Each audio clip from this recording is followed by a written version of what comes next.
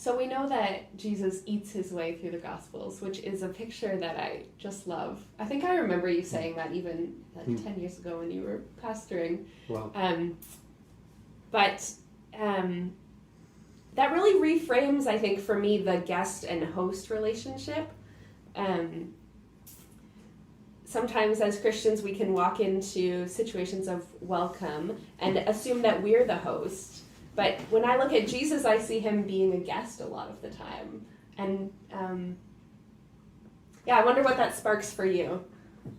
Yeah, I mean, it sparks a lot. But there is something about, there's a mutuality in any healthy relationship, isn't there? And you see that in the Gospels as Jesus eats with people who would think of themselves as on the outside and becomes family with them. With family, there's a mutuality, there's a give and there's a take.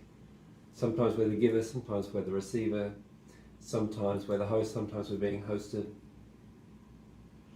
And sometimes that can be a bit awkward with refugees. At least in my experience, that's been that I have to learn to receive, even when in my calculus, in my comparison of our relative financial status or something, I might think, oh, you couldn't, please don't give me that because I know what else is in your fridge.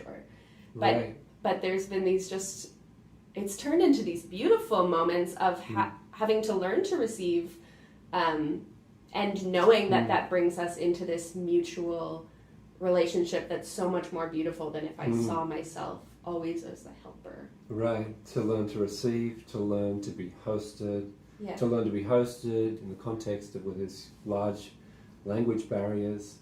And that experience of being displaced ourselves is genuinely uncomfortable sometimes, isn't it? We might be sitting across from a table and we might think of ourselves as very socially capable people who perhaps are very comfortable speaking English here in Canada, and all of a sudden I'm having a meal with someone who I can't speak their language, they can't speak mine, and I'm the one that's feeling uncomfortable, and the way that displaces me in a really healthy way maybe. Can I kind of lean into my own vulnerability and be aware of it and just have just a whisker of a sense of what it feels like to be in a strange situation. Exactly. Yeah, and it's so human. Any of those pretenses that I might sometimes carry into other relationships where I have to be a certain way to win favor, or all these things that we might put on, they in my experience they're stripped away when I hang out with refugees because they're not able to put on some kind of face because they're navigating perhaps in a world that speaks a different language than them, or learning all these things. So it's just this beautiful time of just this kind of sweet human awkwardness. Right. What do I speak about? What can I ask? I can't ask that. I don't want to ask that. And all of a sudden, I'm sort of feeling pretty uncomfortable myself in a really healthy way. And I think that, one of the themes that comes up in the Gospels and in the Old Testament is the way that we meet God or we meet Christ in one another. That beautiful passage in Matthew 25, the sheep and the goats parable at the end of that chapter, where Jesus says that when you welcome the stranger, you welcome me. That somehow we meet Christ in the stranger.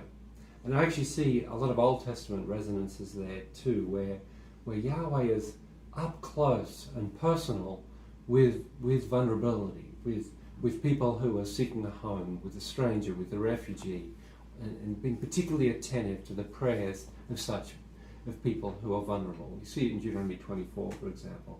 And this idea that I meet Christ in the newcomer is really important, I think, and again displaces me from the center. Yeah, exactly. Mary Jo Letty would call it being faced, right? The call of Christ comes to you through the face of a refugee who then shows you another dimension of what it means to image Christ. So when I open that door, I'm welcoming Christ in a very beautiful way.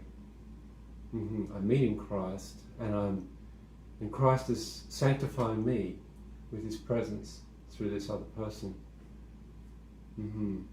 And that somehow I can't become Christ-like without that sanctification through the other person. That's so good. So it's a real gift to us.